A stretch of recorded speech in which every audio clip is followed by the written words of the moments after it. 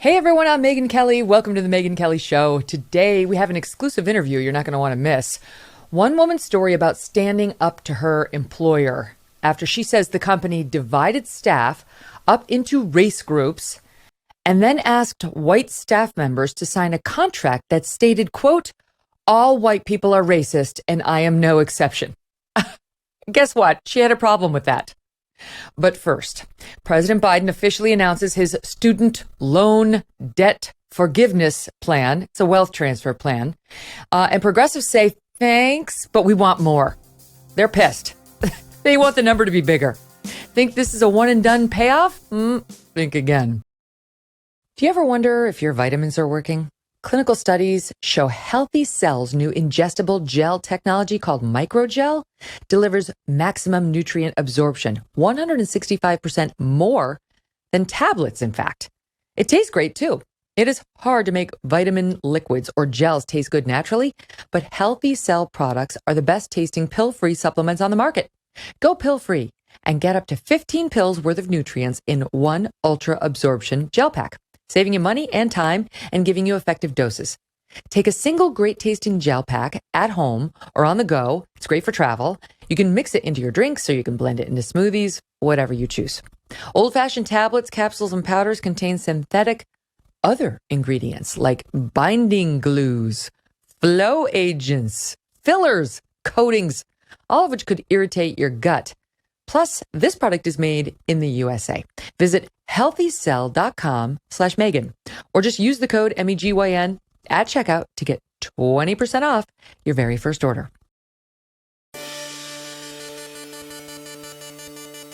Joining me now, one of my favorite guests, one of the most brilliant minds alive today, Andrew Klavan, host of the Andrew Klavan Show for the Daily Wire.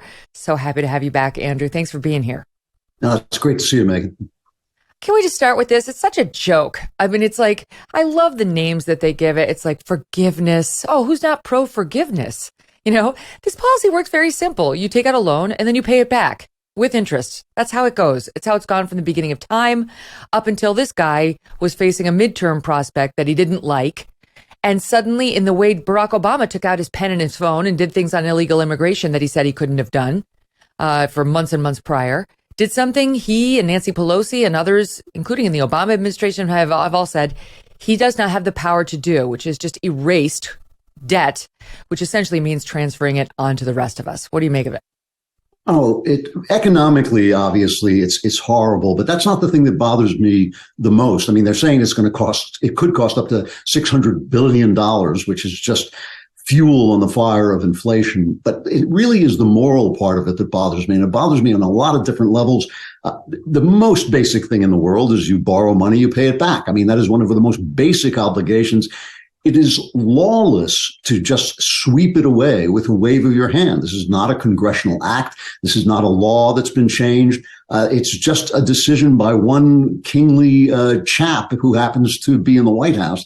And I don't see how it can withstand any kind of judicial scrutiny, any kind of moral scrutiny. And it's just so wicked at that level. It's wicked to say you can borrow money, but you don't have to pay it back. And it's wicked to say it to anybody when Bernie Sanders says, well, they do it to corporations. Well, don't do it to corporations either. I mean, when you borrow money, you should pay it back. But it's also terrible in the sense that it is subsidizing this credentialized society, which has rendered, among other things, has rendered our press corrupt and idiotic. I mean, in the old days, when you were a reporter, you were probably a guy without a college education, but who was smart and who could write. And you probably had a bit of a chip on your shoulder and you wanted to take down anybody with power. And that was a good thing. You didn't care if he was Republican or Democrat. I was a reporter, in a small town newspaper. I worked with leftists. I worked with right wingers. All we wanted to do was make powerful people look bad.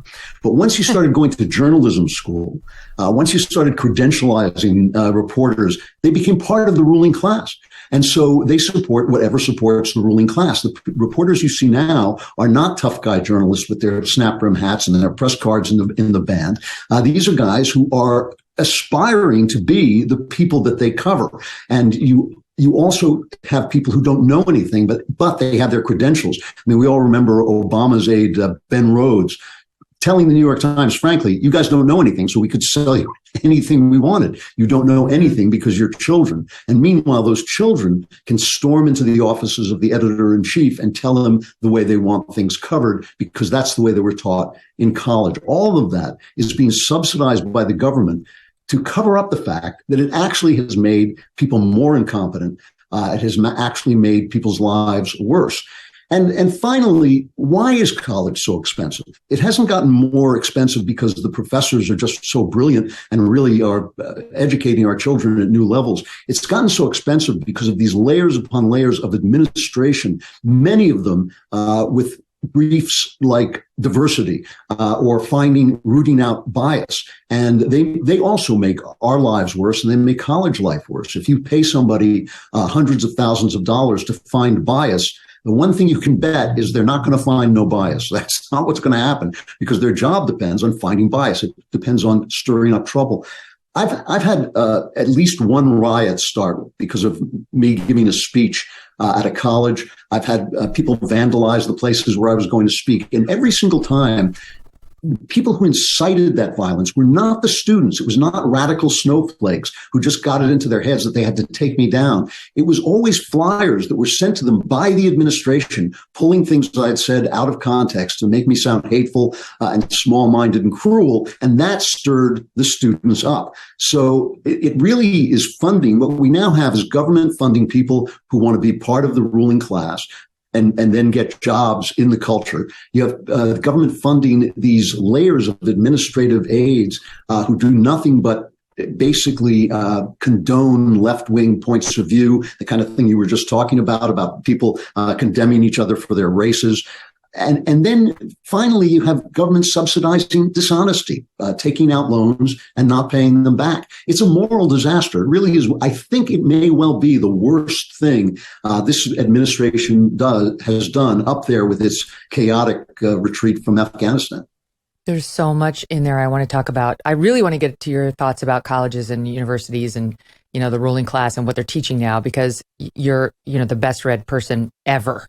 So how do we get like that without going to college is one of my questions. But let's table that for right now, because I want to stay on the hard news before we get to the more philosophical questions. There was a report in March 2022 via the Bureau of Labor. The unemployment rate right now for people who have a bachelor's degree or higher, the people who are getting this, quote, forgiveness, is the lowest of any group. It's 2.2%, lowest. The unemployment rate for people 25 years and older who only have a high school degree is 4.5%. They will be paying for the other group. So the people who are the working class, who Biden said yesterday, this is for the working class. No, it isn't. That's not true. The working class is going to be paying off the loans of the so-called upper class or upper middle class. This helps people, families, it could be just a couple, that makes up to $250,000 a year that have advanced degrees from Wharton. They can get this relief. Why should some trucker listening to us right now on SiriusXM have to pay for those two? Well, you get what you vote for is all I can say. I mean, listen, I have two sons-in-law who are attorneys. Both of them have had college debt, and I'm looking forward to Uber drivers paying off their college debt, because that is exactly what's going to happen. You know, it is a remarkable thing, and it wouldn't happen if our press weren't so corrupt, but it's a remarkable thing that the Democrats and socialists in general have repeatedly been able to sell socialism to the people it hurts most. Socialism, every time it's put into operation, and even when it's only put into operation piecemeal, like we're doing it here, it eliminates the middle class. I mean, they've got $80 billion to send to the IRS for new auditors. Who do you think they're going to be going after? Jeff Bezos isn't losing any sleep about that, but people who make $200,000 to $400,000 are definitely going to get hit, because that's where the money is. So if you're making $70,000, $60,000, you can be sold on the idea that those people are rich. But if they were rich, they wouldn't have to worry about the IRS, because they could dodge the payments. What happens is it's the middle class that goes. It's the people, the Uber drivers are going to lose their money paying for the college educated. The college educated are going to lose their money being audited by the IRS. And ultimately, what socialism always does is it leaves you two classes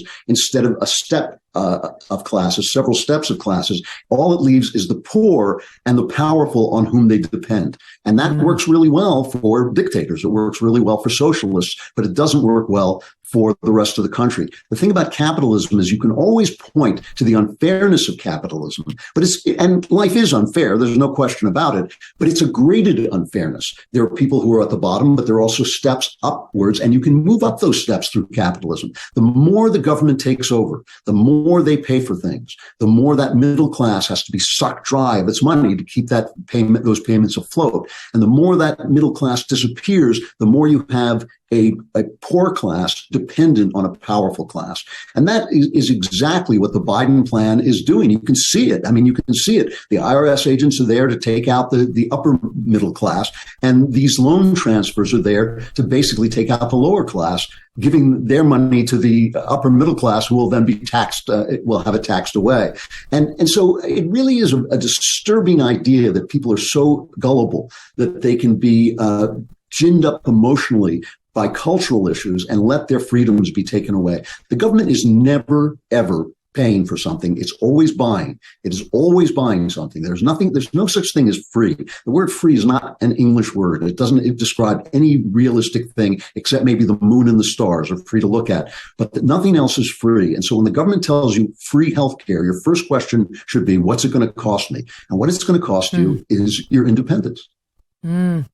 That's so true. You know, the Charles C.W. Cook of National Review was pointing out the guy who paid off his loans yesterday is not helped by this, right? The guy who's taking out loans tomorrow is not helped by this. But think if you were in that first category.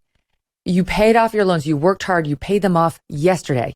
If you had just waited, that's $10,000, potentially 20, that you could have done something else with. I mean, you could have gone and had a grand old party.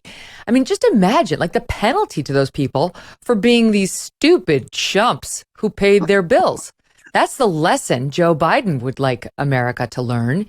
He was asked just a bit about this by reporters at the presser yesterday. Here's a bit of how that went. Listen to this. Sound one. President, is this unfair to people who paid their student loans or chose not to take out loans? Is it fair to people who, in fact, do not own multi-billion-dollar businesses? If she wants these guys to give them all a tax breaks, is that fair? What do you think? What about people who paid their loans, though, struggle to pay their loans, and now others don't have to? Yeah, so it's a non sequitur. It's a dodge, right? It's just corporations got tax breaks. Bye. It's not a dodge, it's the dodge. It's what they always do. It's the idea that some people are rich, you're supposed to resent them. And by resenting them, you let the government do whatever they do in the name of taking them down. The response that Elizabeth Warren gave when somebody said, you know, am I going to get my money back because I paid up my loan? She basically disdainfully said, no, not, absolutely not. That punishment for honesty, that punishment for hard work is really part of the plan. It's always been part of the plan. I mean, the idea that people should be industrious, competitive, that they should want to succeed, that they should get up a little early in the morning, that they should want their kids to do better than they do. Those are all things that get in the way of power for the powerful. And, the people who want power, they don't think they want it just like a drug. They think they want it because they're going to do such wonderful things with it. They're gathering together in Davos talking about, they're flying their private jets to Davos so they can talk about how we shouldn't drive our Volkswagens.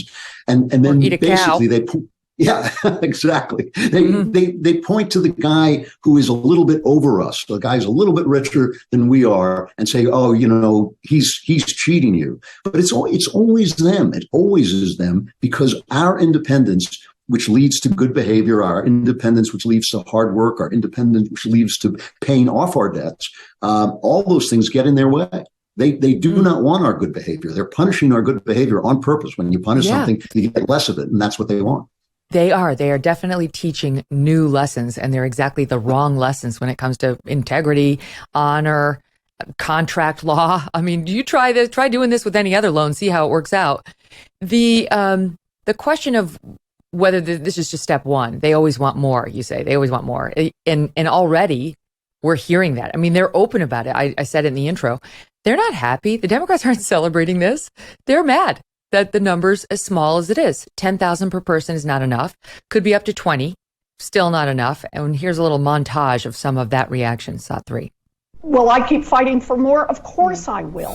So respectfully, Uncle Joe, because I do love you, but you have not needed my money in 2 years. More than 2 years. So,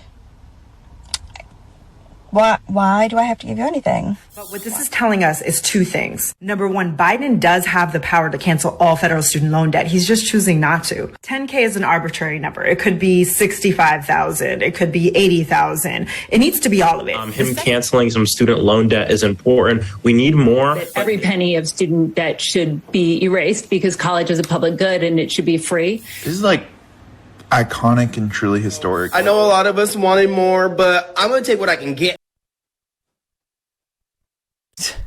Why does everyone who comments in that way look the same, right? They all look, I'm sorry, it's not nice, but they look like they could have used a turn through hair and makeup before they went on screen. I'm just going to say it.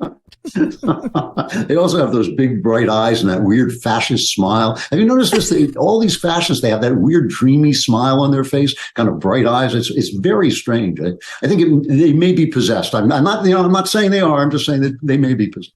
I love it. It's the distinction between the people who work and the people who loaf. It's like, oh, you just want the degree because you want to hang in the right cocktail party circus. You want to impress people with the letters after your name, but you don't want to do the work that comes with that degree that would require you to pay off the loans that came with that degree. You want me to pay for it. You want Andrew to pay for it. You want the trucker to pay for it. And you want to sit back there and say everything should be free because it's what's best for America. So they'll look down at that same trucker who doesn't have a college degree, who just paid off theirs, right? I believe that so much of the misery that comes out of politics comes out of from the simple fact that human beings have a very sharp sense of justice and fairness, but the world is totally unfair. And that allows politicians to point to natural unfairness, the fact that LeBron James can play basketball and I can't, which is just naturally unfair, and then say, therefore, I am going to commit an act of unfairness. I'm going to force LeBron James to play with one hand tied behind his back so Klavan can compete with him on the court. And of course, life just gets worse and worse. Basketball gets worse and worse because you got me out there instead of LeBron James.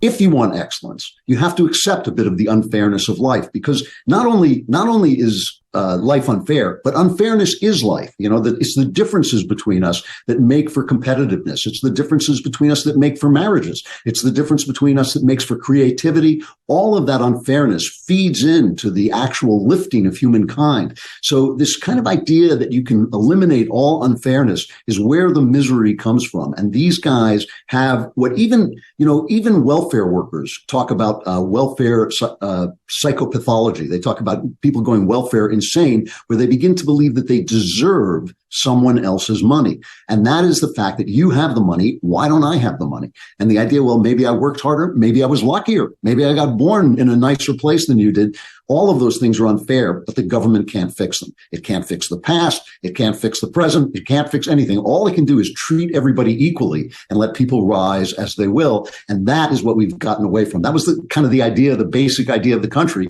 for the government to keep its hands to itself and let each person rise and fall on his own work and his own merit. And that idea is being crushed under this idea that somehow the government is going to make everything fair. It can't be done. And the fact that we're helpless to do it is something that the press will never talk about. They never talk about the fact that you just can't do it. You can't fix the fact that there used to be slavery. You can't fix the fact that some people win and some people lose. You can't fix the fact that some people have talent or are better looking than other people. All of those things are unfixable. And so when the government promises to fix them, hold on to your wallet, because they're coming for your dough and they're not going to do anything. Say, though, you can fix the fact that you do not look good before you post your Instagram video. You can. I'm telling you, just a little. Honestly, little bit, yeah. My friends have been talking to me. So since I've gone independent, I don't work for a channel. I get a hair person who comes every other day, but I do my own makeup. And my friends have been like, MK, you're doing a good job on your makeup. Did you learn that from all your years sitting in the makeup chair? And I said, no, I followed some twit on YouTube. She was actually very interesting. She showed me how to do it. I mean, I was just some random video and I learned just like anybody else can learn. I'm just saying it's a small point, but it's indicative of a larger one, which is a little effort goes a long way. And yes, you might choose to put your efforts into getting a college degree or a law school degree or an advanced degree of some kind, and then work your ass off because you want to make a lot of money. That's important to you. Okay, that's fine. Then you don't get to turn around and say, I want somebody to pay off all my loans. I'm mad that I had to do this. But to sit as somebody who makes a different choice, who says, I want to sit on my couch. I love watching reruns and I want to sit here with my chips and my beer and I don't really want to work very hard. I get it. But you can't then be resentful of the other people and think that you're entitled to something. Everybody sacrifices, right? That person's got a lot more fun time, free time, relaxation time, probably a lot less stress in his life than the people in the first category. Everything's a trade-off, right? Why is like the fact that you're making more money than I am necessarily an inequity that needs to be solved? How about the people who have greater joy and relaxation in their lives because they're not stressed out all the time? What government authority is going to solve that for me, right? Like we could take this to an insane, nonsensical degree. Well, not only that, no one ever asks the question. It's kind of amazing. No socialist ever asked the question, where does money come from? It's like, kids not wanting to know where children come from. They never ask that question. Where does the money come from? Why is everybody in America richer than everybody everywhere else? Even the poor in America are still richer than the poor in other countries. Where does that come from? They never ask. And it kind of is strange that this kind of willed ignorance is spread through the media. It is encouraged by the media. And nobody ever stops and says, well, you know what? The one person who does talk about it is Alexandria Ocasio-Cortez. She's the one person who says, I don't care where it comes from. I don't care. If we can spend it on the military, we can spend it on everything. She just basically is openly socialist. I don't care where it comes from. Bernie Sanders says it too. They live in this fantasy where money, you just print it and there's more of it and prices will never go up. And it has nothing, that inflation has nothing to do with the fact that we've been printing money like crazy for 10 years. It is really weird that people don't question basic things like that. And while they're sitting on their couch, and while they're playing video games all day, and while they're saying, send me the money, nobody ever says, where does that money come from? Who do I thank? No, it's just a sense of entitlement, just raw entitlement. It's so unattractive. Weakness, apathy, laziness, grossly unattractive. In the meantime, there is a real question about whether this president can do that. Can do this in the first place. And you need look no further than Nancy Pelosi, who's on record as raising this very question. Here she was in July of 2021 saying Biden doesn't have this authority. Watch. People think that the president of the United States has the power for debt forgiveness. He does not. He can postpone, he can delay, but he does not have that power. That has to be an act of Congress. The president can't do it. So that's not even a discussion. Not everybody realizes that. Oh, really? Listen to her now. This was yesterday. Oh, it's a tweet. Oh, shit. Never mind. Okay, hold on. I'll read it to you. Tweet from Nancy. At POTUS's, bold action is a strong step in Democrats' fight to expand access to higher education. Strong step. Bold action. Really? What happened to he can't? By delivering historic targeted student debt relief to millions of borrowers, more working families will be able to meet their kitchen table needs as they recover from the pandemic. What happened to he does not have the power? He can postpone, he can delay, but he does not have the power absent an act of Congress.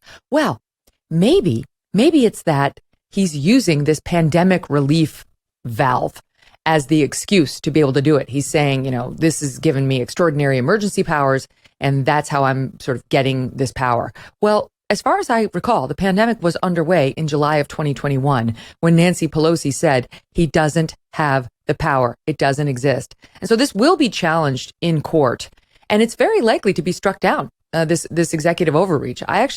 I'm not at all confident it's going to stand. And I'll tell you, I don't know if it does stand, how we recover exactly. I think this is like a deep tear at our basic principles. That's part of the fabric that was holding us together. Rule of law, contracts, obligations that you undertake willingly and then must live up to.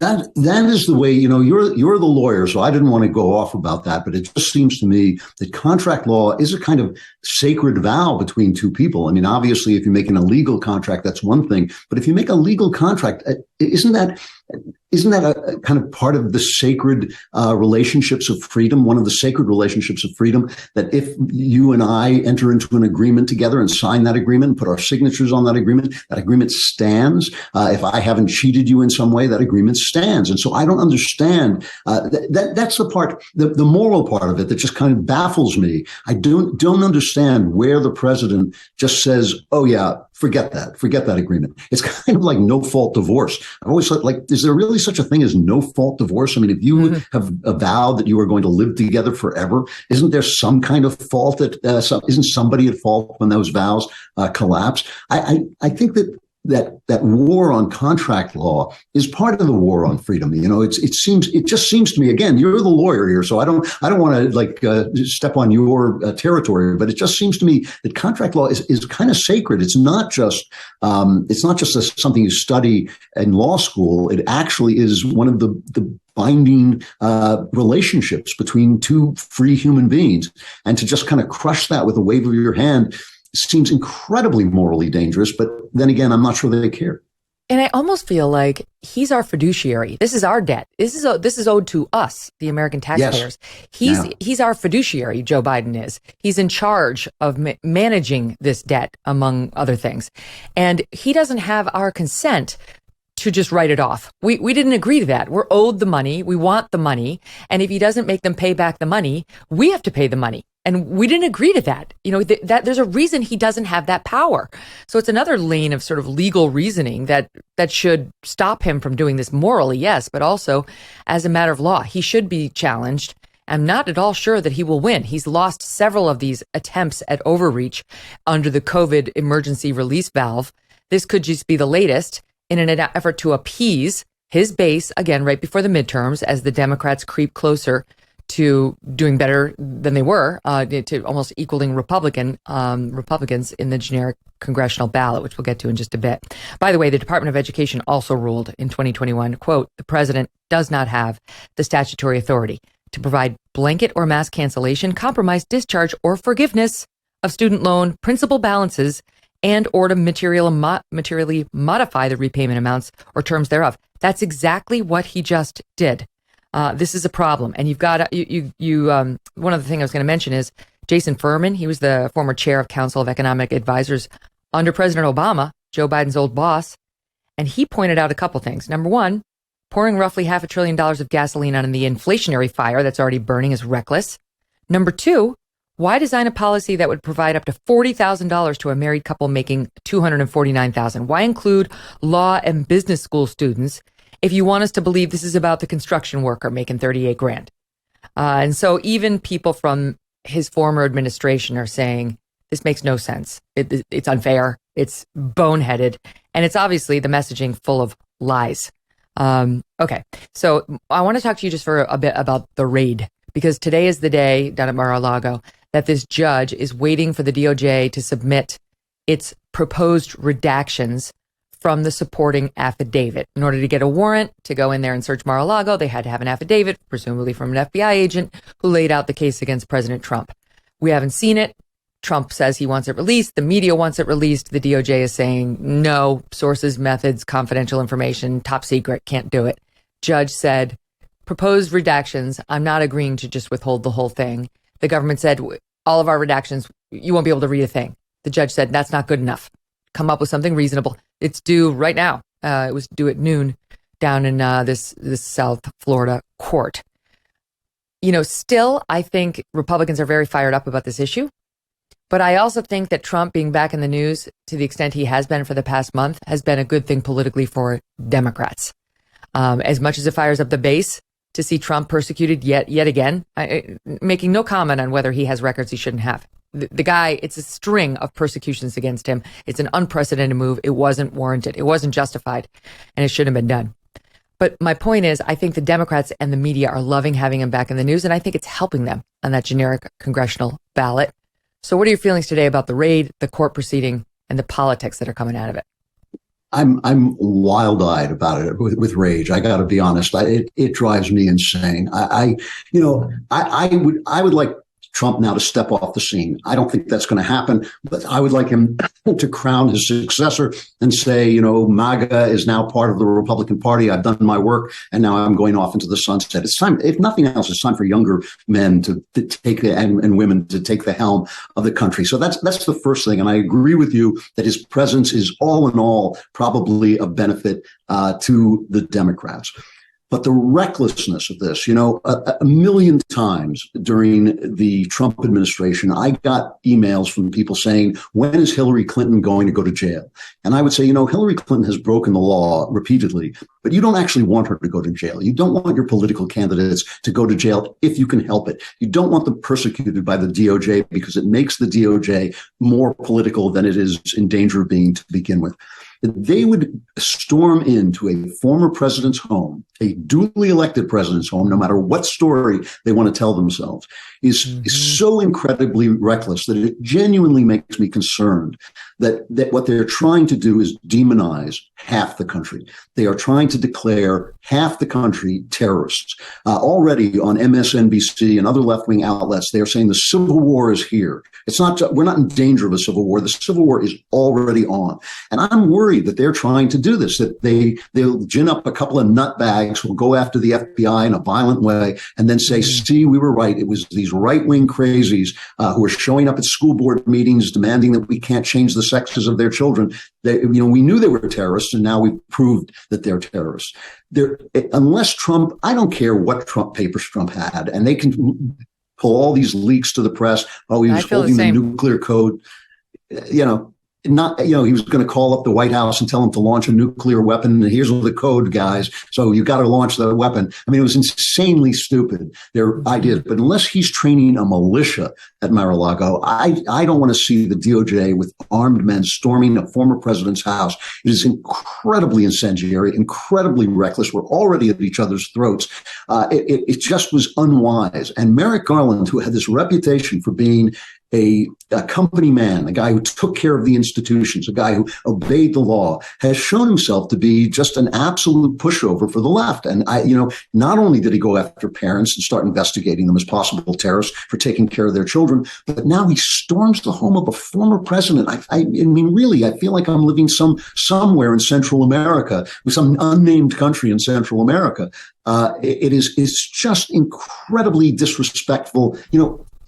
Even though I oppose the left with all my heart, I understand that some of the people on the left are good people. I understand they're my fellow citizens. I have to pay them at least the respect of arguing with them. But the left just feels that they're going to snap their fingers and turn us and declare that we're all terrorists, we're all white supremacists. January 6th is the violence to end all violence, but the violence of the George Floyd riots that burned down half the country, that doesn't count. That was justified violence. I don't think that's going to turn out the way they want it to turn out. I don't think a civil war in this country is going to be as pretty as they think it's going to be. They think it's going to be them rounding us up, but I don't think that's the way it's going to shake down. And I don't want to see any more political violence in this country. Merrick Garland should be ashamed of himself. If Mitch McConnell gets into heaven, it's going to be because he kept that guy off the Supreme Court. He has let himself become completely corrupted. That's true. My old impressions of Merrick Garland when he was nominated by Obama for that seat are so different from what they are today. And to your point about encouraging or baiting, the Republicans or the MAGA crowd into doing something violent, couldn't agree more. Jared Kushner was on the show on Tuesday. He has a new book out, and he makes the point in the book about how unfortunate January 6th was, yes, for the obvious reasons, but also for this reason, because the media had been painting the Trump rallies as this, carnal, debased, disgusting, violent, awful gathering of people, deplorables, right? And if you actually looked at the Trump rallies, it was a bunch of truly patriotic people who loved Donald Trump and they loved the country and they were waving flags and they were wearing flag regalia. And with one or two small exceptions, there really wasn't violence at these things. And yet this group got baited into January 6th, right? By what? It could be Trump's rhetoric. It could be the media. It could be, Rudy Giuliani. Take your pick, okay? But they did. And And that stain remains. It was the stain the media had been waiting for. Oh, they wanted it so badly, Andrew. And finally they got it. And that was like part of the horror of watching it is it's like, oh my God, you've now given the media the excuse to sit back, and they did. If you watch CNN on Jan 6, you know this. They sit back and say like, I told you so. I told you this would happen. I told you this is who they are, right? And so this is another one of those moments where the right cannot be baited into doing this. Like even right now, I think it's contained. But if they indict Trump, we're back at another one of those moments where it's a before and after. And the whole narrative about a half of the country is going to depend on how people behave. That's right. It's there used to be a saying that there's the stupid party and the evil party, and we're clearly the stupid party. I mean, I think that if we really do feel, as I do feel, that we are the party more likely to stand up for the Constitution, more likely to stand up for American freedoms, more likely to stand up for American traditions, then we have to take conscious care of how we behave. They can stomp back and forth and they can rage and they can burn down cities and get away with it because they don't care. They're not trying to preserve anything. To be a conservative is to try to conserve something. To be an American conservative is to try to conserve something extremely specific, which is the Constitution and limited government. And you can't do that. You cannot do that by losing your cool. It is hard to be the good guy. It's hard. You can't shoot a man in the back when you're the good guy. You cannot behave like the left behaves when you're the good guy. It's hard to do it. It takes a certain amount of restraint, a certain amount of self-discipline. Donald Trump has inculcated a lack of self-discipline in the right, and that is the worst. I think he's did many, many wonderful things, but one of the worst things he did was tell us that we could become them and get away with it, and we can't because we're fighting for something entirely different. We're fighting for a world of self-discipline, liberty. That's a hard sell. People don't like being self-disciplined. They don't like liberty, really. What they want is to be taken care of. They want to be able to have their pleasure and exercise their lust and their greed and all the things that human beings do. And what we're saying is, no, you have to actually be self-restrained. That's a hard sell from the very beginning. And once you start storming the Capitol, once you start looking like a bunch of idiots, once you start allowing the worst of the worst to join your movement, you basically weaken yourself. It feels like strength in the moment because it feels like, yeah, we're going to be just as tough as they are. But in the end, it weakens you. And January 6th was a shame. And the fact that it came after a summer of riots, which the press and the left, but I repeat myself, the press and the left, encouraged, not just said was okay, they encouraged that violence. Nobody cares because they're not the good guys. We are the good guys and we have to behave like the good guys. January 6th was a mess, but, like basically it is the Reichstag fire. I mean, not to compare anybody to Hitler, but it was, a socialist set fire to the Reichstag, and Hitler used that to seize absolute power. The left has played this January 6th card until I hope it's basically run out. It's sort of like a credit card that is way over its limit. Right, but they see a new application. They got an application for an American Express black card sitting right there. They're like, oh yeah, I want it. Oh, Trump indicted, feeling angry, storms and riots, like they want to see it. They want another reason to dismiss an entire half of the country. All right. Andrew's got thoughts on Brian Stelter. He'll share them right after this. And then we've got to talk about this amazing message that he delivered to the Young Americans Foundation, this group of young conservatives, which my team and I read in every single word of it. I'll explain why you'll love it too. Stand by. Samantha from Arcadia, California is raving about Genucel's transformative results. She says, I love Genucel plant stem cell therapy. I've used it all over my face, under my eyes, and it cleared up the dry flakiness and even reduced my forehead lines. Someone even asked if I had work done. Nope, just Genucel. Thank you. Genucel has sold over 1 million products to women and men across this country.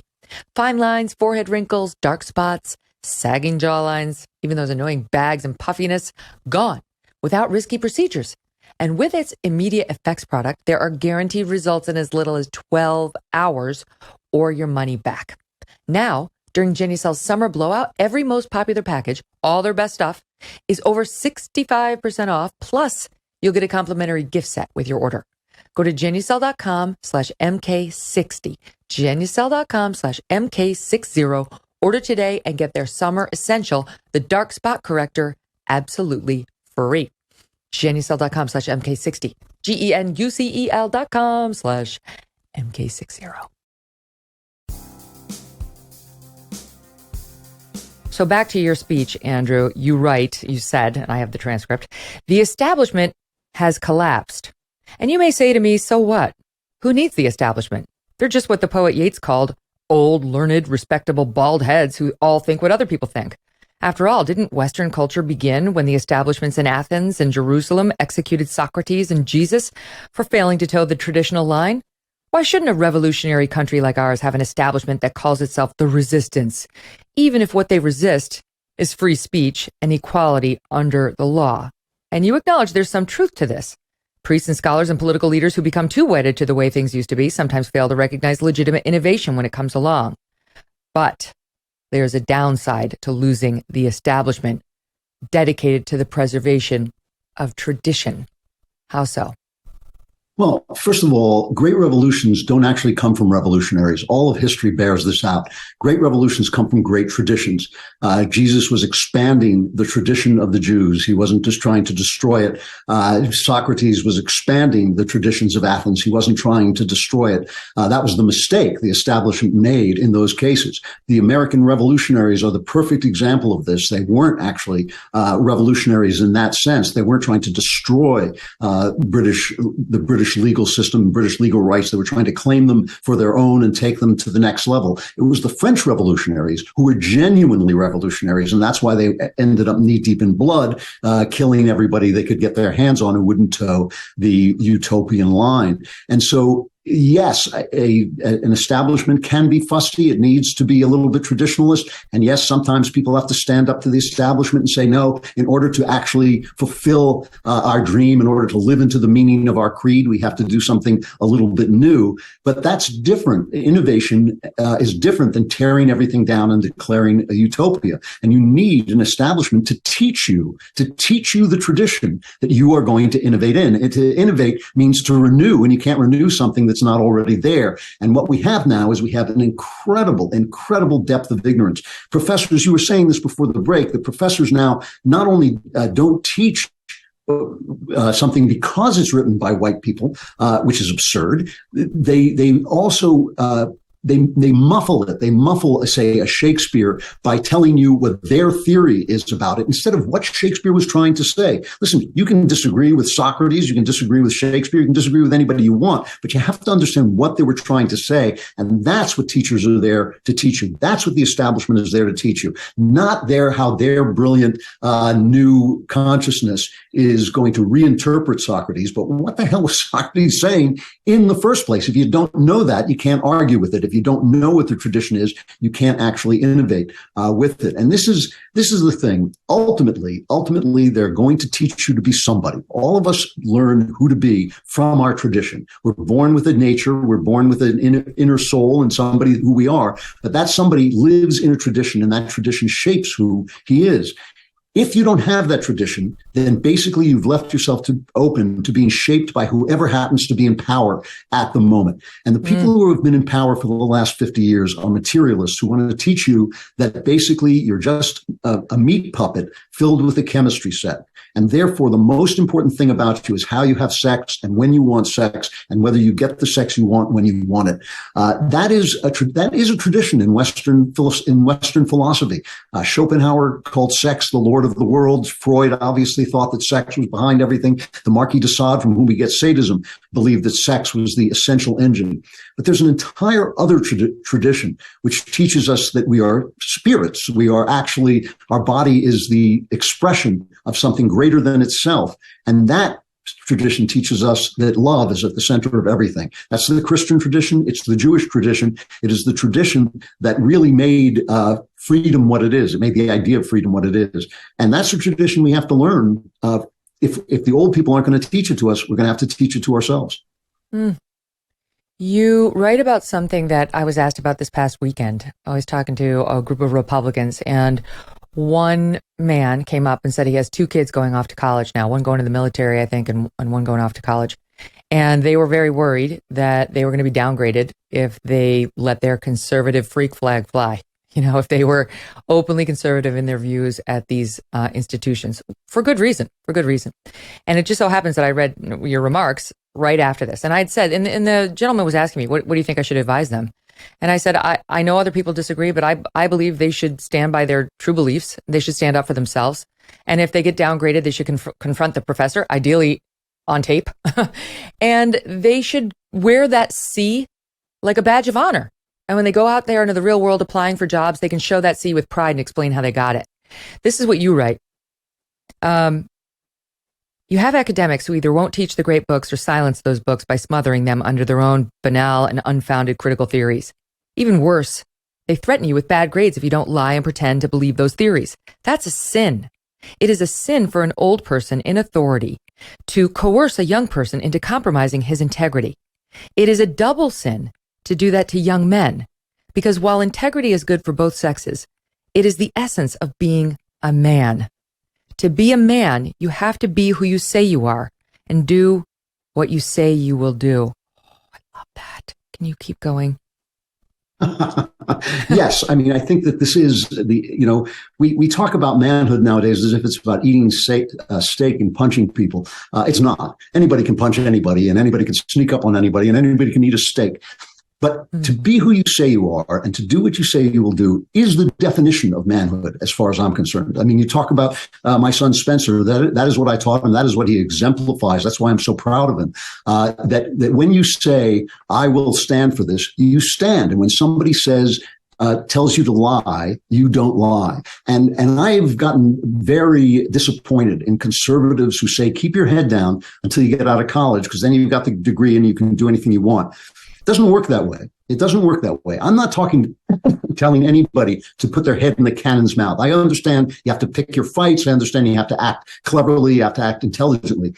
But you cannot say what you don't mean, and you can't put what you don't mean down on paper, and you can't put your name to lies. You simply can't do it. And if it means it's going to cost you, that is the lesson of the Gospels. The lesson of the Gospels is if you speak the truth, if you exemplify the truth, you're going to pay a price. That is the lesson for the Gospels, but you're also going to get a reward. And so I think you just have to live by that and take the hits. And listen, Megyn, I'm not saying this. I lost millions of dollars in Hollywood by being who I am. I don't think that anybody can actually argue with that. No one ever said I'm blacklisting you, but I was making a whole lot of money writing screenplays until I started speaking politically, and then my phone stopped ringing on the instant. And so, I got to be honest, I wasn't happy about it, but I never lost a minute's sleep about it. The idea that I should be going up to guys like Harvey Weinstein and pretending one thing when I knew something else was true would just be despicable to me. And I feel really good about my life because I've lived that way. And I know the people who didn't live that way. This is the other thing. I know the guys in Hollywood who basically mouthed off and said things they didn't believe. And I can look in their eyes and see that they paid a price that was much worse than money, a price that I would never want to pay.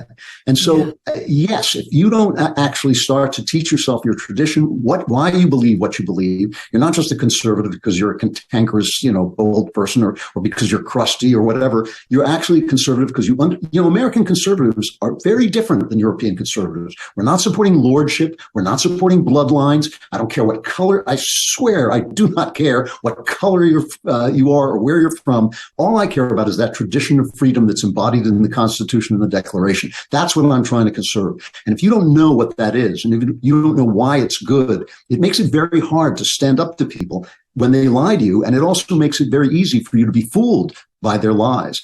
And so to me, I'm a bit of a sexist on this. I think that men, if we lose men, we've lost. Actually, frankly, I think if we lose feminine women, we've lost our humanity. And if we lose men, we lose the front line of tradition and freedom. And I think that you just can't. You can't give it away.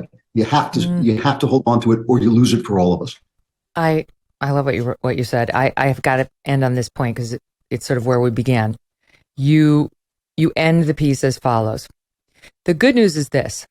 The priests and teachers and artists of all the generations past are still right here, walking by your sides. For thousands of years, the best of them have been working in the midst of life's suffering and evil to write books and compose music and develop religion that are still lying at your feet like a bright trail through the present darkness. It is up to you to do what the old men have not done for you. Read those books, listen to that music, practice that religion, follow that trail. It will lead you back to to who you really are.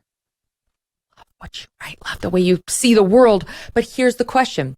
If we're not going to go to the colleges necessarily that they want us to go to, because we're all going to be indoctrinated, we do not have the professors of yore. Or even if we are going to go, we're going to have to find a way to sort of educate ourselves on the side. Or if you're somebody like me, who I went to college and I went to law school, but I wasn't taught the classics. I want to know, I realize I'm a lifetime behind. I want to know what you know. I want to know what Spencer knows. I want a reading list. I want an assignment list. I want a syllabus from Andrew Klavan. So how do I get that? Well, I'll tell you something. I went to a very good college, but I was a very, very bad student, and I didn't get my education in college. I got it afterwards. I bought all the books while I was there, and when I got out of college and realized that I squandered 4 years of my life, I surrounded an easy chair with those books, and I spent the next 15 years reading them. Those books are there. They are there. You can still buy them. They haven't been edited. They haven't been blacked out. They haven't been redacted by the FBI. They're still there, and you can read them. And there are wonderful self-improvement places like the Great Courses tapes that are, you should never be ashamed to listen to those. They teach you what the books are, and you don't have to listen to their opinion and not check it for yourself. Listen to their opinion and then go read the books. Reading books, I always tell people this, especially young people, you're not reading if you're just reading the internet. You're not reading if you're just reading a magazine or a blog or a bite. You have to read books. You have to go to the places where people have expressed themselves in their absolute best way over a period of time, over a length of time. So read a little, make that part of your day. Make it something you exercise. You eat right. You do all the things that you have to do to keep yourself around. Make it part of your day to read. Like I said, it took me 15 years before I walked. I remember I was on a street in London and I thought, you know what? I'm now an educated person. I now know what I need to know to have opinions. But let me ask you, because for the people out there who, where do you start? Where do you get the reading list? There's only a limited number of hours in the day and years left in our lives. How does one choose what to prioritize? What I would do is I would go back to something like the Great Courses or something that was written before wokeness. So even go back to the 1950s and just find a list of great books and start reading them. And one of the things that does is it makes you think I really enjoyed reading Plato. I love Plato. He's a wonderful writer. He's very entertaining. But what is he talking about? And then you find a book that tells you, well, what was Plato talking about? And maybe you find two books when they say something different and you start to think about it and go back and read them again. It kind of becomes like the branches of a tree. And that's how you start to learn stuff. Maybe go for what you're interested in. Maybe you're interested in history. Maybe you're interested in a period in history. If you start reading about World War I, which I was fascinated by for quite a long time, then you start to wonder, well, what happened before World War I? How'd they get there? And you start reading about the Victorian era.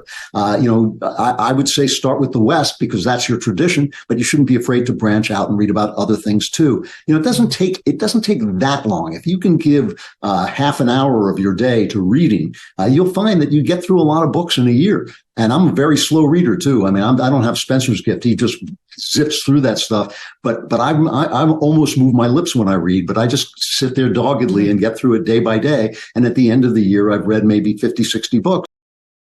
That adds up over time. There aren't that many great books. There aren't a million great books. There may be 1,000, but there aren't a million. So you can read them all if you want to. And then you will find that you actually know stuff that other people don't know. One thing that happened to me as I began to become an educated person, I would be reading magazines and think, oh, this guy's talking about Rousseau, but he's never read Rousseau. I've read Rousseau, but he just took a class in Rousseau, and so that was you make that point in your remarks about let the words Thomas Sowell come out of his pen, but has clearly never actually read Thomas Sowell like you have. Listen, I want to say this. Even I sit up straight when I mention Thomas Sowell. Oh, I mean, we all have to. It's a national treasure. This is so wonderful. I encourage everybody to go and read the actual piece on the Daily Wire. It's well worth your time. It's a short 8 pages. Klavan, who do you think you are, at dailywire.com. I will say this before we go. You mentioned love. You mentioned World War II. You mentioned a love of reading. You and becoming an expert sort of organically. And that actually describes Doug Brunt, my husband, perfectly.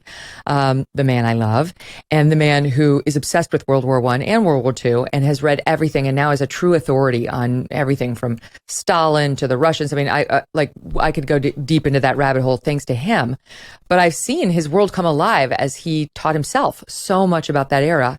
And I mention it in particular today because it's his birthday. So happy 51st birthday, Duggar. I love you. And Andrew says love is the way forward. It's what matters in life. And he's 100% right. Andrew, thank you. Always great, Megyn. Thanks a lot. Yeah, come back soon. And again, happy birthday, Doug. Doug Brunt, very proud of you. And you are somebody who's helped me understand the value of love and how it can change everything. When we come back, we'll meet with an attorney fighting back against a racially hostile work environment that was supposed to be about something very, very different.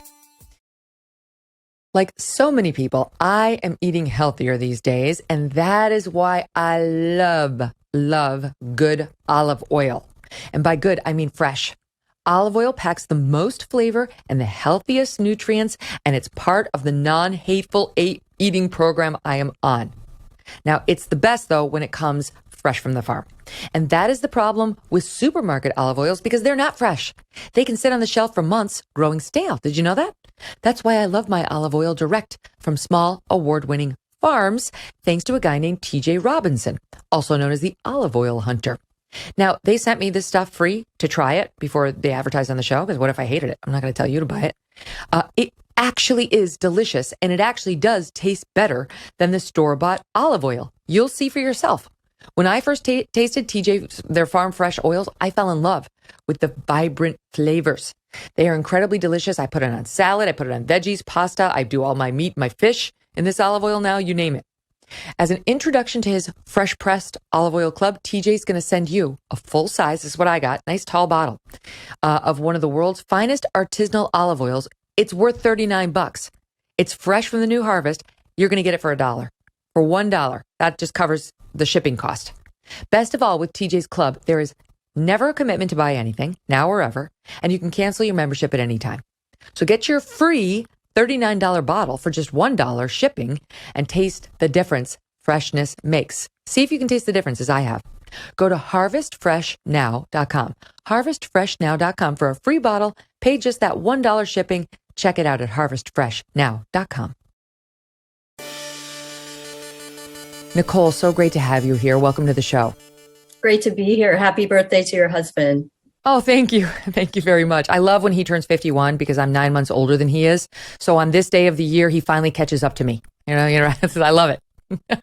Okay, so your story is not unusual, sadly, in the aftermath of George Floyd, when we lost our minds. And our previous guest, Andrew Klavan, was just talking about how, you know, when you hire a bunch of diversity consultants to come in and find diversity problems, they never walk out saying, you're good. Like they're getting paid to find them. So Women Against Abuse, a group focused on domestic violence, nonetheless thought this was a good idea. And what happened after these equity consultants came in? So we had equity consultants and DEI consultants, and like in workplaces across the country after George Floyd was killed, they came in to start doing trainings. And what followed was discrimination, stereotyping, and scapegoating, which in my opinion is not what DEI is supposed to be about. And it ended up being very divisive for our organization. Now, I understand that one of the things they took issue with was the messaging. Your group started to say to them, the messaging to women who have been abused needs to be very anti-police. Yes, that is something that we debated for a long time. My stance on that always was, well, the police are imperfect. We all know that. We would all like to have to improve the police and their response to domestic violence, but we need them. So how can we make it better while still using them and not vilifying them? What was the response you got to that? The response was, we need restorative justice. We need other programs. It's dangerous for Black and brown people to call the police. And it's actually promoting white supremacy. To call the police? Yes, because it's putting more Black and brown people in jail or in jeopardy of getting killed by the police. Things like that. That's insane. So now this group that's supposed to be helping victims of abuse is considering what's going to happen to the abuser, who may or may not be Black or brown. Yes, as well as the client. And they did say, if your client wants to call the police, but give them these other options. Well, there's no other options that are really ready. I don't know of any restorative justice program that's actually working and helping domestic violence survivors. You think of just on Monday, we had on Marsha Clark, a famed prosecutor in the O.J. Simpson case, which began with domestic violence and escalated into murder. And, you think about those 911 calls with Nicole Brown Simpson, scared out of her mind, desperate for the police to come. Let me refer you to our restorative justice unit, and somebody will come out there and give them a bunch of counseling. Sure, that's going to work. Right. Or even a social worker. We know that domestic violence calls are some of the most dangerous calls for police to attend to. So I don't see how adding an unarmed social worker is going to help that situation at all.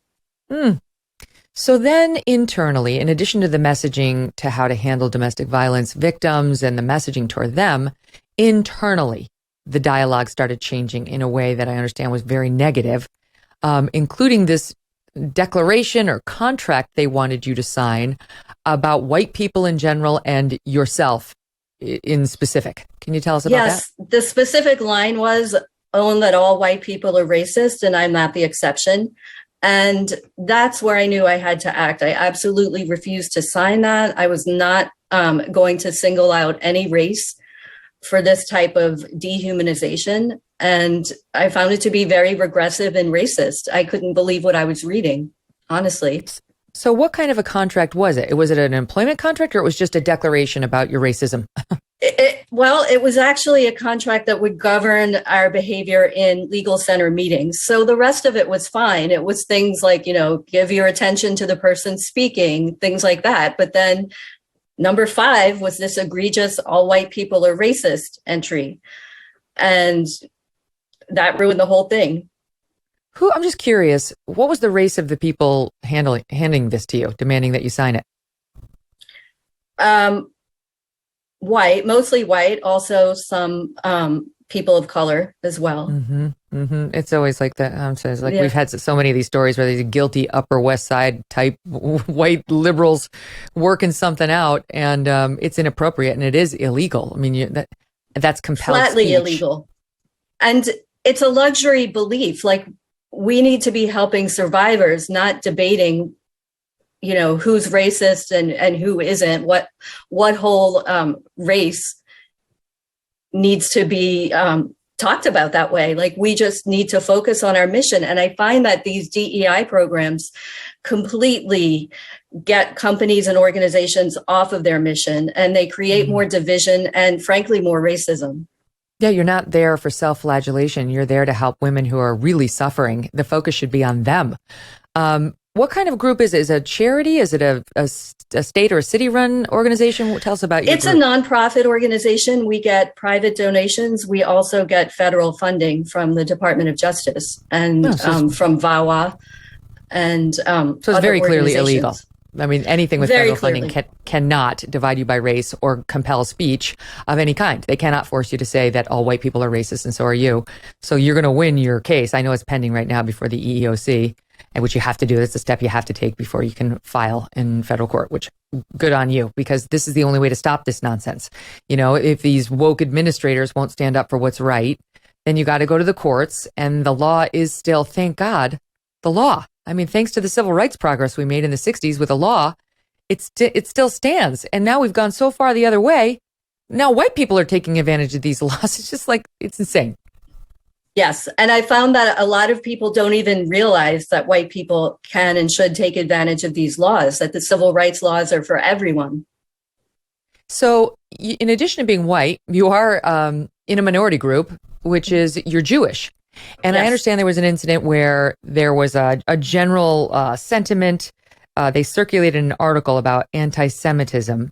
A member of the Legal Center circulated an article about anti-Semitism in the Black Lives Matter movement.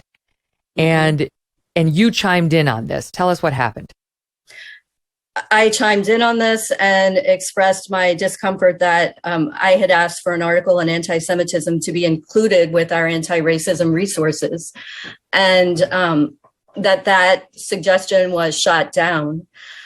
And what followed from that was just a barrage of angry emails from my colleagues accusing me of furthering white supremacism and taking the spotlight away from Black and brown people by bringing up anti-Semitism within this movement. And the reason why I thought it was important is because they were asking us to espouse this ideology, hook, line, and sinker, while I found it to be hurting a lot of other minorities like Jews, like Asians. And I wanted that to be part of the discussion. Mm-hmm. That was shot down, however. The torrent of vitriol that you received seems overwhelming. One called it a slap in the face, one of your colleagues, of every brown and Black person. Another staffer said anti-Semitism, quote, is not woven into the fabric of American society. White supremacy is. Whatever fear Jews feel, the staffer added, is, quote, nothing compared to what Black Americans feel. Was that true for you? No, that was not true for me. And I didn't want to have an oppression Olympics. I just wanted anti-Semitism to be part of the discussion. But I found that if any offender against any other minority happens to be a person of color, if you bring that up, then you're furthering white supremacy. That is the accusation. So that's why we have, crimes committed against Asians, and it's largely by people of color in San Francisco. And then if you bring that up, it's furthering white supremacy. That's wrong. I think we need to be able to say what is true and not sugarcoat anything. That's the only way we're going to get to the bottom of any of these issues.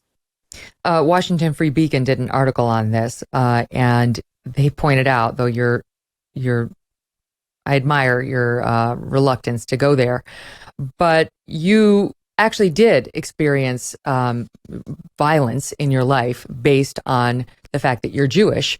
As I understand it, you lived in Israel during the Second Intifada, and actually you were shot at, and some of your friends died. So you probably weren't feeling so good about the lecture about how whatever Jews feel, nothing compares to what Black Americans feel, most of whom have not been personally shot at or seen their friends killed based on race or religion. Right. That was exactly how I was feeling. But I didn't want to make it about that. And it was a spotlight I didn't want. All I wanted was for that to be part of the conversation. And that was shot down because anything that wasn't about Black Lives Matter was not going to be part of the conversation. It just wasn't. So in addition to trying to force you to say something that isn't true and you didn't believe, and change the way you counsel victims to steer them away from law enforcement, and the vitriol you experience in trying to raise an issue that is legitimate and deserves some scrutiny if we're going to go down the identity lane, they also started offering money to so-called BIPOC people and not white people. BIPOC is Black, Indigenous people of color, Black and Indigenous people of color. So that was for the racial equity audit. The premise of the racial equity audit was, where does white supremacy manifest in your organization? So not is it there, but where does it manifest? And for the racial equity audit, they wanted people to volunteer. And if you volunteered, you would receive a stipend. They said the stipend for Black and brown people would be higher because of the emotional labor that they would have to do in this audit. I was astounded. I was shocked. I knew that was clearly illegal. And I was wondering when the adults were going to rejoin the room because it was crazy. Yeah. You as a lawyer must have known this is not going to stand. They can't get away with this. So when you first went to them and said, I object, but also I want you to know you've crossed many, many legal lines. They didn't immediately fall on their swords? No. In fact, they doubled down on on their commitment to being an anti-racist organization. Yeah, whatever that means. It usually means exactly the opposite. So now you filed this in the case. Kendian sense, yes. Yeah, you have, right, exactly, because Kendi believes the only solution to past discrimination is present and future discrimination. Now you're still working there, so that's awkward. It is, but I keep my clients and their interests in the forefront of my mind. I know that my colleagues do that as well, and we are still working for the benefit of my clients.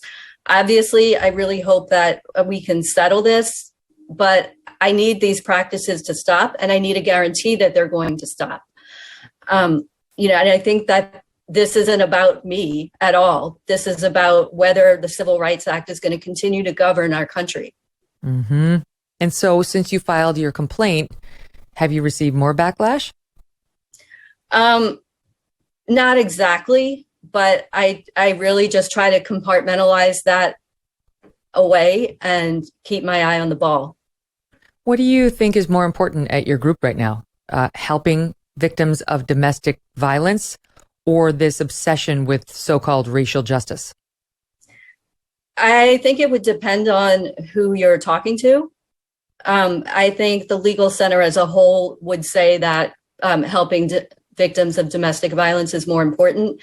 But I think they would also say that you can't truly help Black and brown victims unless you're anti-racist. Wow.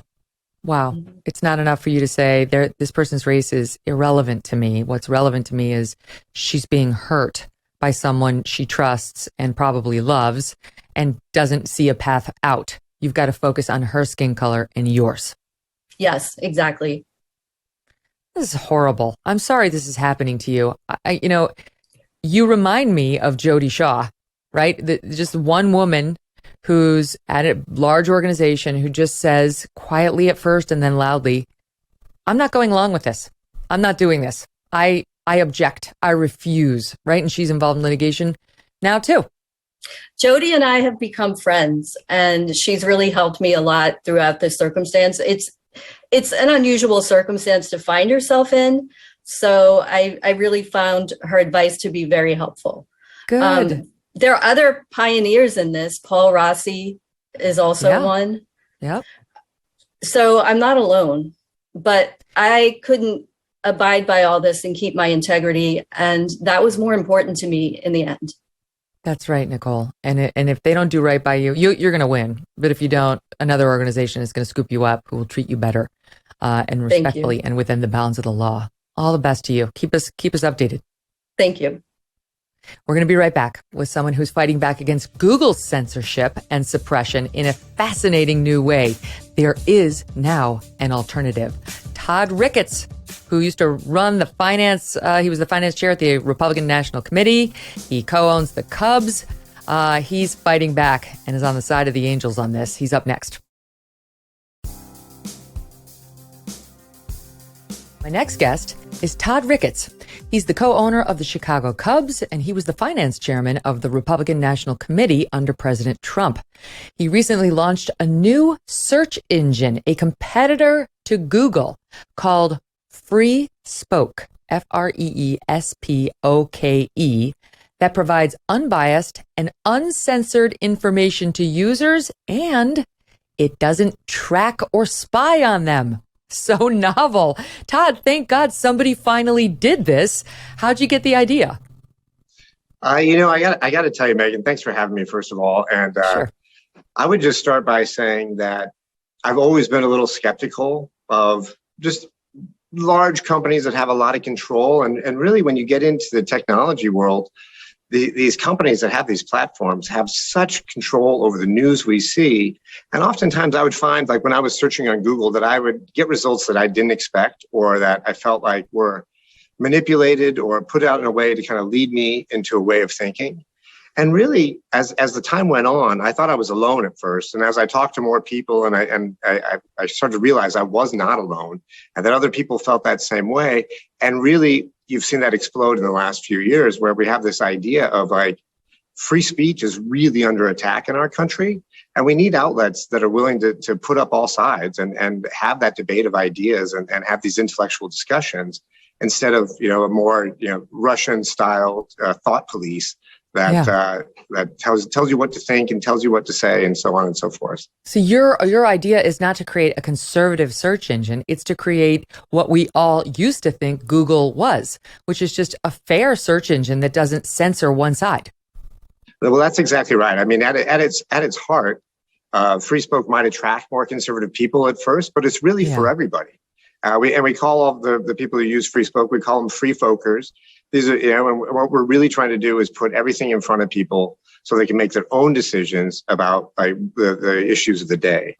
And really, if you search for something that's a little more mundane, like maybe lawnmowers or cars or those things, you're going to find similar results as you might find on Google or other search engines. But it's really when you dig into the news a little bit that you'll see that we're trying to present content from multiple sources and label that content as best we can, whether that to put a little context in it. And I like this. I'll get to that in 1 second. I'll get to the labels because I like this. That's an important piece. Okay. But can you just stay for a minute on what you noticed? I think it's interesting to have an actual conservative create a platform like this because, so often it's just if you have something that might appeal to the right or just fair-minded people, it's somebody who's like a little squishy in the middle, like you're an actual conservative. So what did you see when you were Googling on Google that led you to say, I know I'm not getting, fair search results? Well, the greatest was I was talking to someone who was like contemplating investing in free spoke. And I said, look, let's just go on Google, pull up your computer, let's go on Google and type NRA. And so he did. And the actual NRA website was below the fold. It was like the seventh or eighth thing on there after a whole list of like a couple of anti-gun ads and then anti-gun groups. And so it really just reinforced that idea. And I was a little bit shocked myself. I'm like, I didn't realize we were going to be down so far. And so that changes over time and changes on like who Google thinks you are and like showing you the results, which it's just, you find out that when you start digging in deep and digging in deeper, that you're only seeing one side of these issues. It's almost hard if you're more centrist to stay a centrist because you're being manipulated in ways you don't even know, whether it's Twitter trying to send the content it likes in front of you, or Google trying to send the content it likes in front of you, or we've had John Stossel on the program talking about how Facebook has been censoring him and anything he posts on climate change. They challenge him. Even when the challenge falls down on the facts, they won't rectify the situation. It's like you have so many people working against you, understanding different points of view. No, it's 100% true. I mean, there's a couple things you hit on there. I mean, first and foremost, keep in mind that a lot of these platforms, they make their money by keeping you in their platform. Right. And so they're going to show you stuff that they're going to try to get you to click on to stay inside of their platform. And so they're going to show you the stuff that like is the most shocking thing that you might see.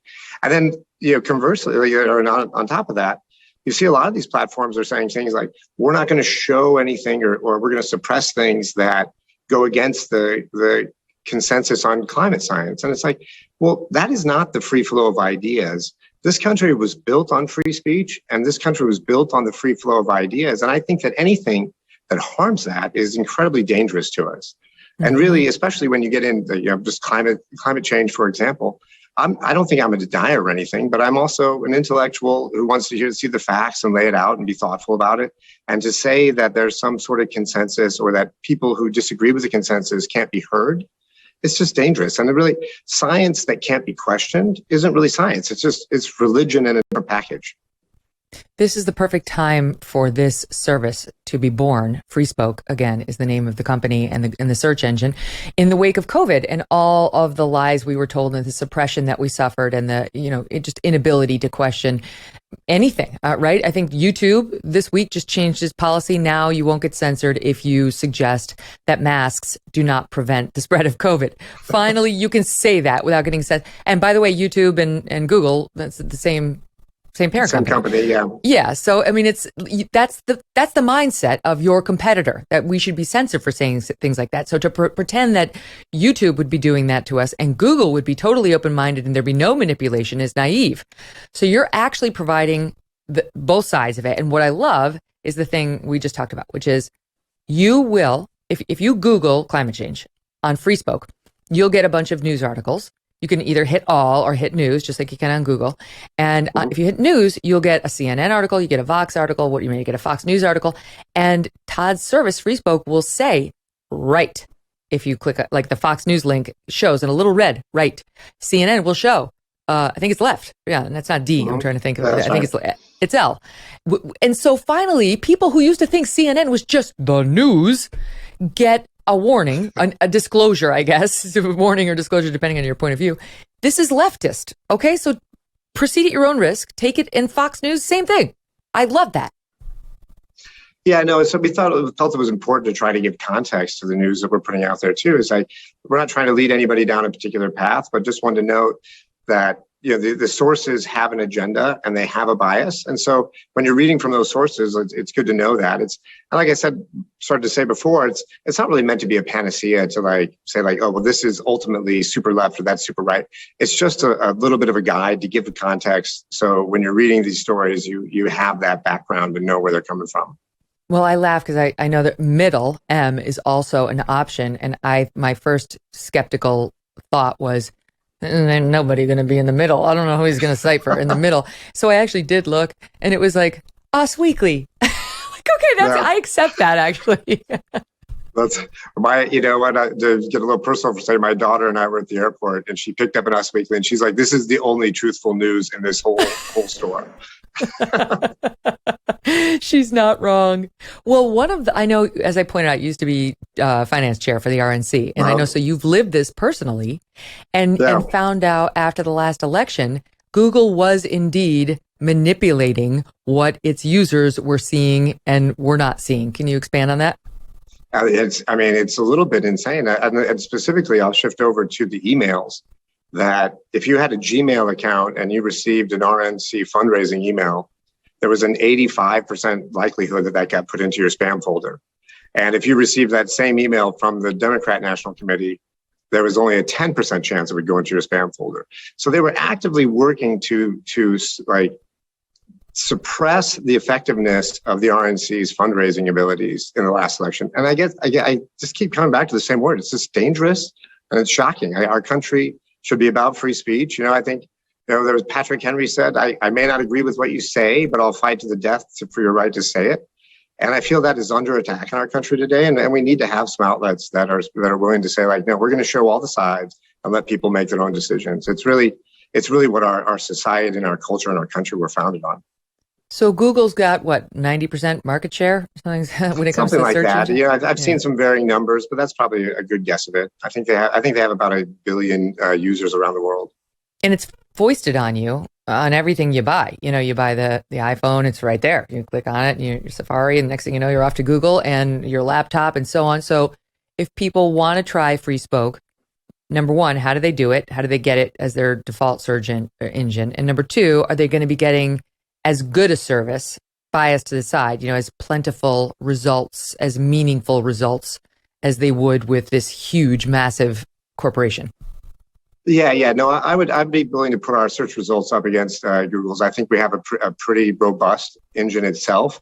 We're still working on the product, and adding things every day. But the best way really to use our product is to go to freespoke.com or go into one of the app stores and download the FreeSpoke app, and then you can have it on your phone. Does it cost money? Or because how can you not be monitoring people? How can you, if it doesn't cost money? Because I've been using it and I'm like, I must be paying a bill that I didn't realize I was paying, because I know you're not spying on people. So how can that work, right? How are you making your money if you're not charging me anything? Well, first of all, you're a smart person to know that when you're on the internet and you're not paying anything, you are the product. Yeah. Right. That's how Google thinks about you and your information. And so what we do is we don't track people. We have have a privacy policy where we're not tracking. And that does inhibit your ability to target ads the most effective way. But also you're still going to get some ads. They're just not going to be targeted to you based on everything that we've been gathering about you for the last 20 years. Good. So you're a little less creepy than Google is. Even Eric Schmidt, I think, used that word about Google, but it's a little creepy. No, he said that was Eric Schmidt's own line. He said we try to walk up to the creepy line and not cross it. And my response is well, who gets to decide where the creepy line is? Yeah. Who gets to decide what's creepy? And so I've always felt that what they decided wasn't creepy was creepy. No, it's like a woman walking down the street with, a dress on, and there's some guy trying to sneak underneath the dress. Like, I'll stop before the line gets creepy. No, you're already creepy. Get up. Exactly.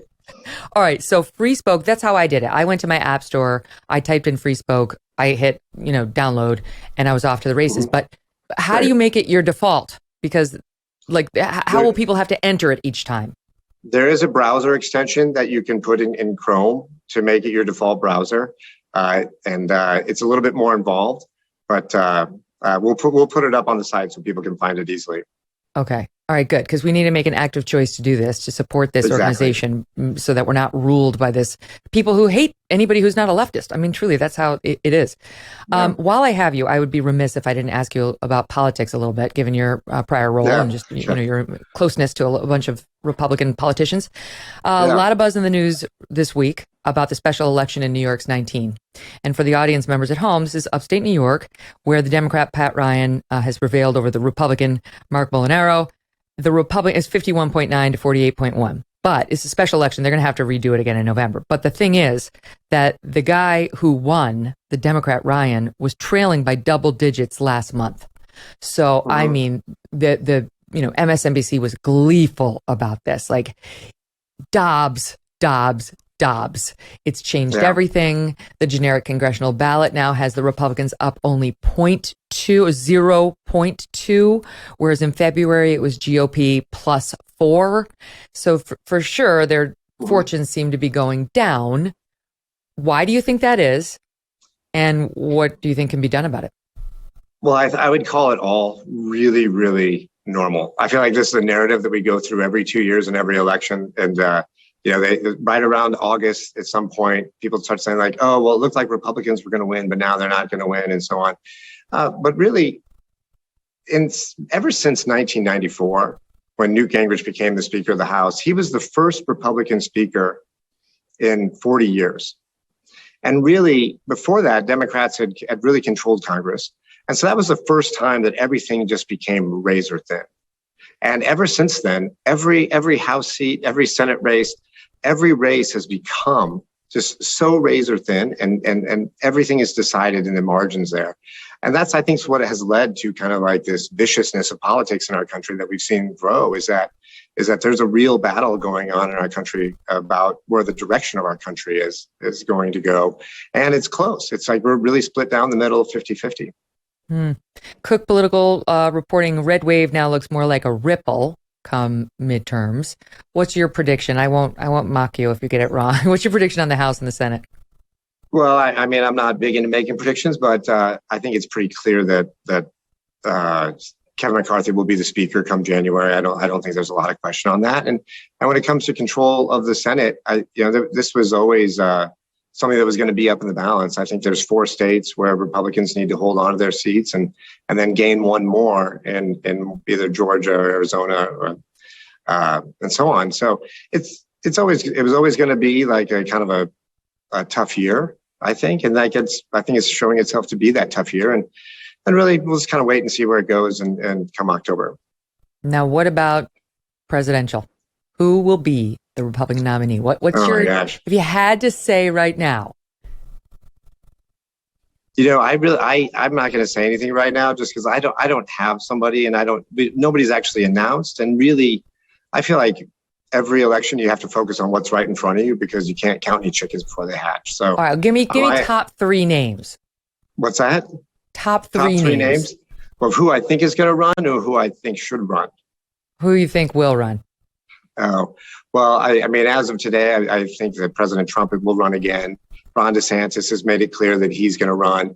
And then there's a whole bunch of people that who are out there, kind of like your Tim Scotts or your Greg Abbotts or your Glenn Youngkins, who I'm sure are kicking it around right now. That wait and see what happens. But there's a lot of work to be done before then. And what do you think about the chances of a Republican overtaking Joe Biden if he runs again? I think it's just such a long ways away.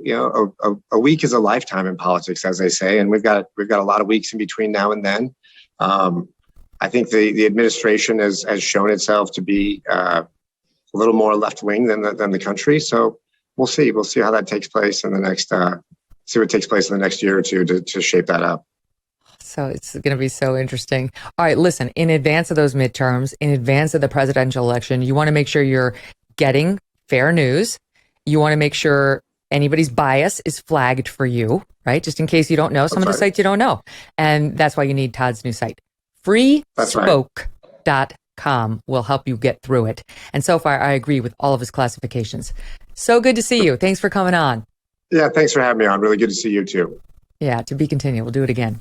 All right. Thanks to all of you for joining us today. Your calls next week, I promise. I would love to do that. And as I mentioned, we are having Spencer Klavan next week. And we're going to have Michael Schellenberger back, Michael Knowles. And we'll have an exclusive interview with Richie McGinnis. You may or may not know Richie McGinnis. When I explain to you who he is, you'll know him well. And you'll enjoy it. Have a great weekend. We'll see you.